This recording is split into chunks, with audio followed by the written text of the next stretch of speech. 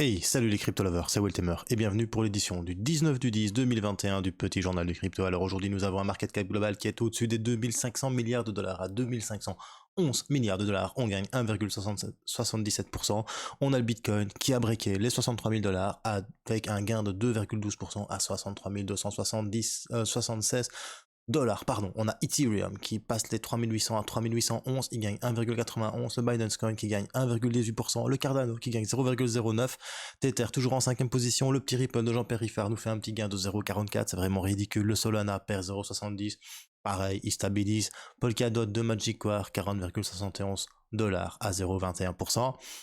L'USD Coin 0,01% et le Dogecoin en 10e position qui perd quand même 4,62%. On va regarder les top gagneurs du jour, ladies and gentlemen. Nous avons le OKB qui nous fait un petit 19,59%, le Phantom qui continue sa chevauchée fantastique avec 8,15% et le Qcon Token qui gagne 7,83% à 13,97 dollars. On a Atom qui fait quand même un 7,58%, ça fait plaisir à Will Temer.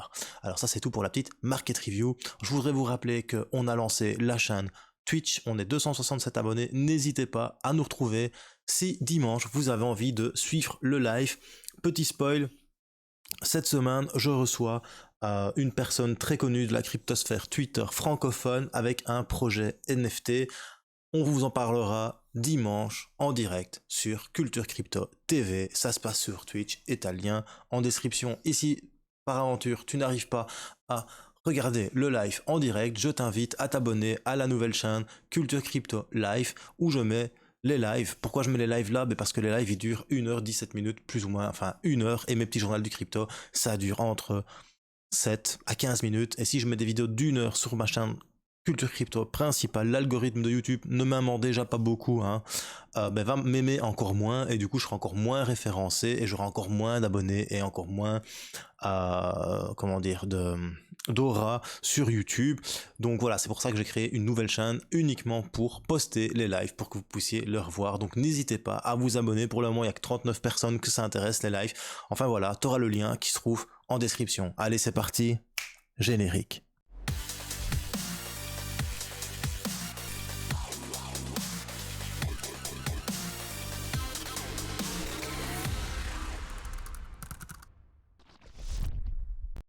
Alors, on va commencer avec une petite news qui ne fait pas plaisir aux camarades américains. La Russie vise à remplacer la réserve en dollars américains par des actifs numériques à long terme. La semaine dernière, le président Vladimir Poutine, je ne sais pas si vous vous en souvenez, je vous ai dit qu'il a dit qu'il était peut-être un petit peu tôt pour utiliser les crypto-monnaies afin de régler des transactions pétrolières. Par contre, son ministre Alexander Pankin, vice-ministre des Affaires étrangères de la Russie, dit que ça serait peut-être possible de remplacer le dollar américain par d'autres devises à la fois nationales, régionales, mais aussi avec certains actifs numériques à long terme. Conclusion, c'est plutôt sympa quand même pour le Bitcoin, parce que bien évidemment les réserves numériques, on se doute bien que la Russie ne va pas acheter une crypto-monnaie obscure qui se trouve dans le top 1000 du CoinMarketCap et qui va plutôt investir dans du Bitcoin comme l'a fait nos amis salvadoriens. En tout cas, voilà, c'est quand même une petite nouvelle qui fait plaisir, et qui est contre le dollar américain, parce que moi j'aime tout ce qui est contre le dollar américain, car le dollar américain est la monnaie qui a la suprématie sur le monde, et c'est eux qui décident si ta valeur que tu as dans ton portefeuille va augmenter ou diminuer, si tu vas pouvoir acheter plus ou si tu vas pouvoir acheter moins avec le même billet, parce que eux, n'oublie pas, ils impriment et ils impriment, ils impriment et ils impriment du dollar, en veux-tu, en voilà. Conclusion, mais je pense que camarade Vladimir Poutine a peut-être tout compris sur les crypto-monnaies. Après ça, on apprend que, ladies and gentlemen, le Bitcoin Future ETF dépasse le demi-milliard de volume en moins de 2 heures. L'ETF Bitcoin, le premier, c'est historique, le premier du genre, est maintenant sur le New York Stock Exchange. Et dès son lancement, ça a été badaboom. En 1 heure, c'est devenu, le plus gros lancement de l'année en moins d'1 heure. C'est le plus gros lancement. Plus de 500 millions de dollars ont été tradés. Et ça, c'est juste exceptionnel. On voit vraiment un engouement institutionnel très très important sur l'ETF. Maintenant, c'est bien sûr, c'est pas ça qui va amener de l'argent dans le marché des crypto-monnaies. Mais bon, va savoir. Ceux qui parient sur le prix à long terme du Bitcoin vont peut-être acheter du Bitcoin pour le faire pumper et pour gagner sur leur pari. Encore une fois, enfin voilà. Un ETF, vous savez bien ce que j'en pense. Pour moi, c'est enfin voilà, c'est pas le truc le mieux du monde. Hein, un fonds négocié en bourse, ça reste un fonds négocié en bourse. Mais bon voilà, ça donne une aura et une visibilité qu'on n'a jamais eu pour le Bitcoin. Conclusion. Bitcoin.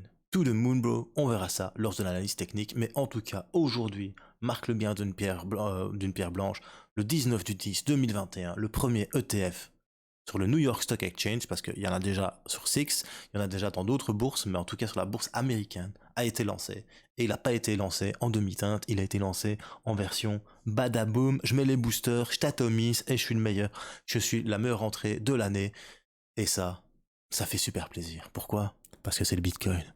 Voilà, tout simplement. Allez, on va terminer par une petite news, une petite anecdote. La superstar de la pop, Maria Carey, saute dans le train du Bitcoin en faisant équipe avec Gemini. Donc Maria Carey s'associe avec Gemini. Donc Gemini, c'est une plateforme de trading de Bitcoin qui est régulée aux États-Unis. Maintenant, les frères Winklevoss, les gars, ok quoi. Maria Carey, mais Maria Carey, elle était connue dans les années 90 ou dans les années 2000.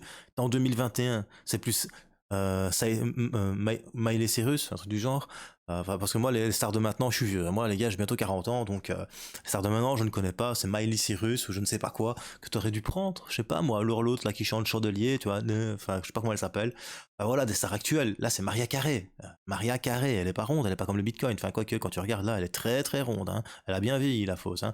Enfin, voilà. En tout cas, Gemini s'associe avec Maria Carey pour faire la promotion du Bitcoin en espérant que l'aura de la chanteuse internationale et méga superstar des années 90-2000 va pouvoir aider à faire développer le Bitcoin. Ouais, peut-être pour les vieux comme toi, comme moi, qui n'y connaissent rien au Bitcoin. Par contre, pour les jeunes comme toi derrière ton écran qui m'écoutent peut-être, eh bien, vous les millennials, vous connaissez le Bitcoin, quoi. Il n'y a rien à dire. Maintenant, il y a de plus en plus de jeunes qui utilisent les crypto-monnaies et qui ne veulent même pas entendre parler de la bourse traditionnelle et qui rentrent directement sur les crypto-monnaies. Pourquoi? Parce qu'il y a plein de vendeurs de rêves sur YouTube qui te disent tu vas devenir millionnaire, bro, ne tracasse pas.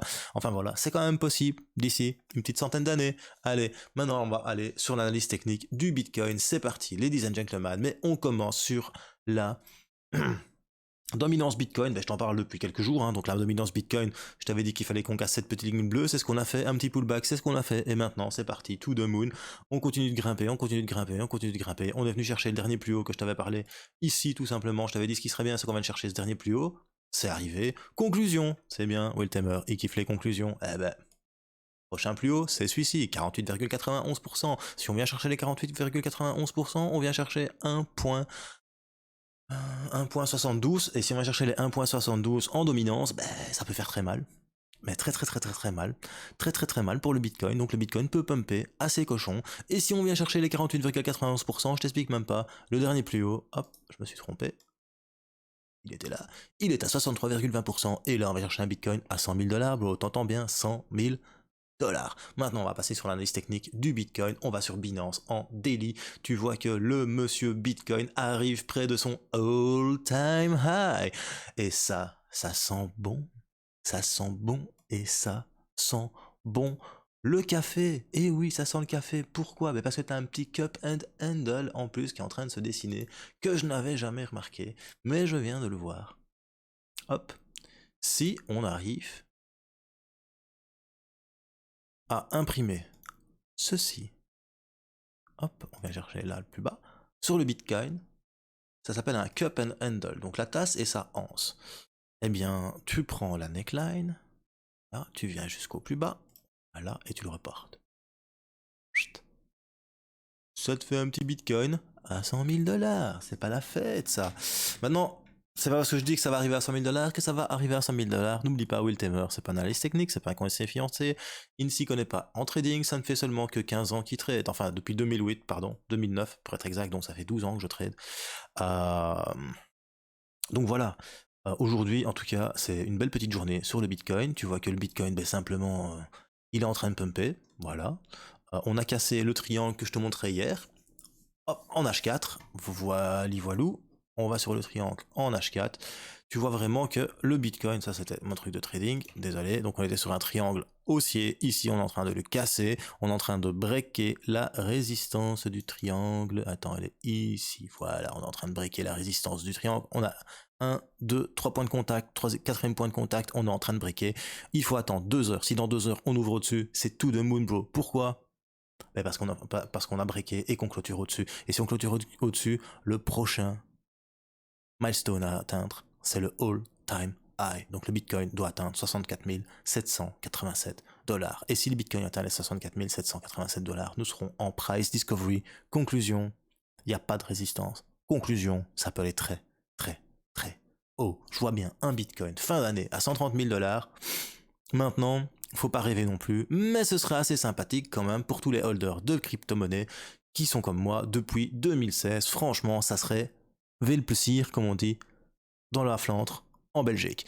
Voilà, c'était Wiltemer pour le petit journal du crypto. Si t'as bien aimé, bro, tu mets un petit pouce bleu. Si t'as pas aimé, tu mets un petit pouce rouge, mets des commentaires, partage un max. Tout ce que je te dis, c'est que moi, je te répondrai toujours à tous les commentaires. Et surtout, n'oublie pas, choose life, choose freedom, et choose Bitcoin. Peace, bro.